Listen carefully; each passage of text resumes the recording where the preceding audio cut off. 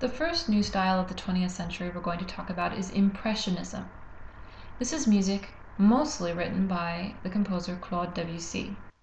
You might also hear his name pronounced Debussy or Debussy, depending on where you are in the world. Impressionism was an actual artistic movement that included art, poetry, and music. This movement began at the beginning of the 20th century and was centered in France. The image you see below is an example of impressionistic art.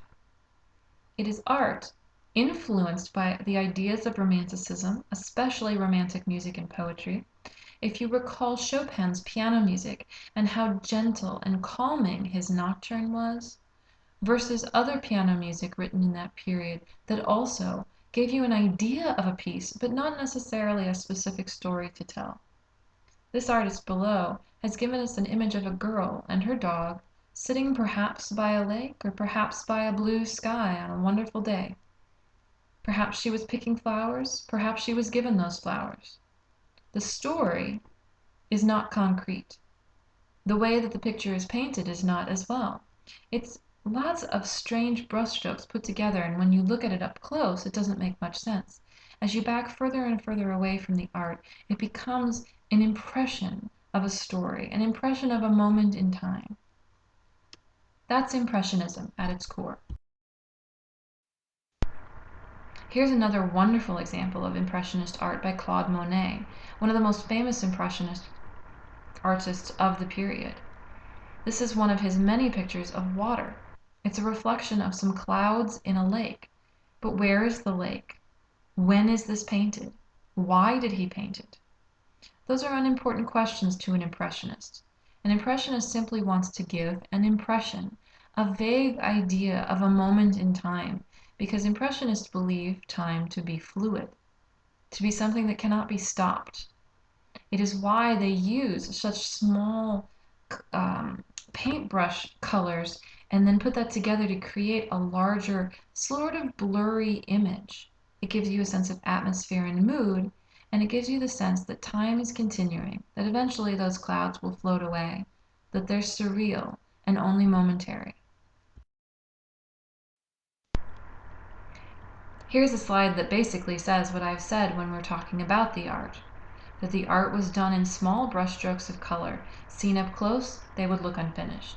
When you see from a distance, the viewer could see a full, truthful image, but it was an image that emphasized a moment of impermanence that was changing and fluid. Composers such as Claude Debussy created musical works that strove to embody this artistic movement. He was very inspired by the poetry and the visual art of the time, and really thought that music could do the same thing as a visual piece of art.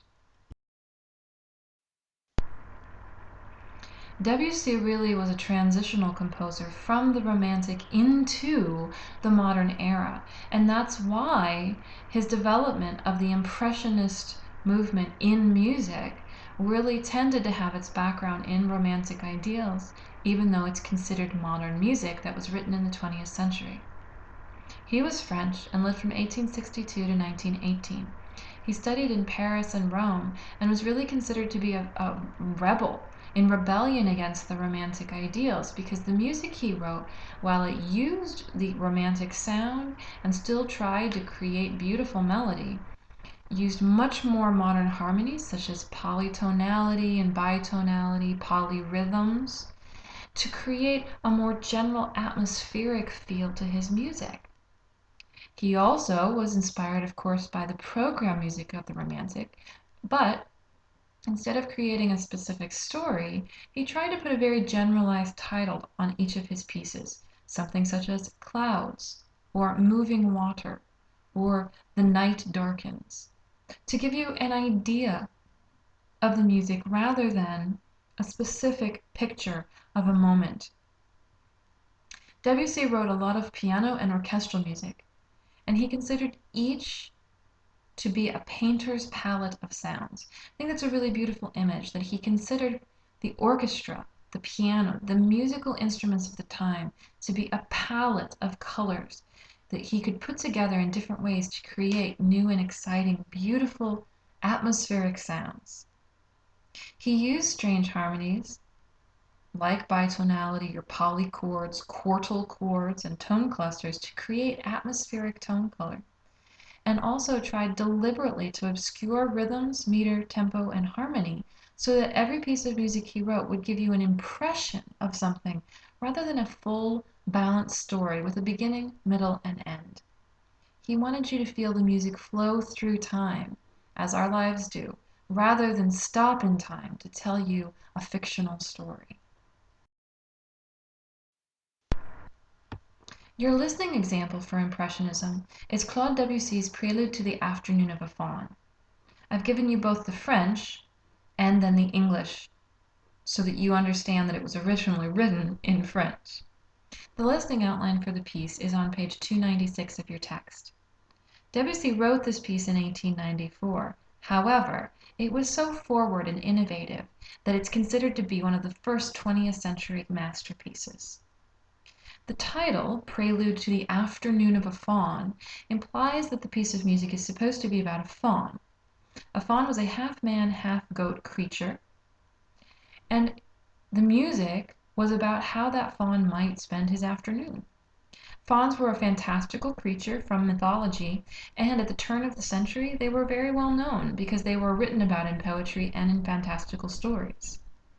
Fauns were always chasing after beautiful maidens, living in the forest, and playing panpipes to pass their time. When you listen to this piece of music, see if you can gain an impression as to what the faun might have been doing throughout the afternoon. What was Debussy imagining that the faun would do? Can you hear the panpipes as played by the faun? Can you hear him as he chases a woman here or there? Can you hear the fact that he's unsuccessful and so goes back to daydreaming about what might have been? More specifically, how does Debussy use solo instruments to create new tone color? Can you hear specific rhythms and meter, or is the piece free-flowing? Is there a sense of timelessness to the piece? Listen for the strange and new-sounding harmonies. Do you like them? Can you pick them out versus the normal melodies that you hear? I hope you enjoy this listening example. If you want to listen to more, I've also created an extra listening example, Clair de Lune, which is a very famous piece by Claude Debussy. Feel free to look it up and read a little bit more about its history, but even if you don't want to, you can enjoy this beautiful piano piece as well. The only required listening for Impressionism is the Prelude to the Afternoon of a Faun.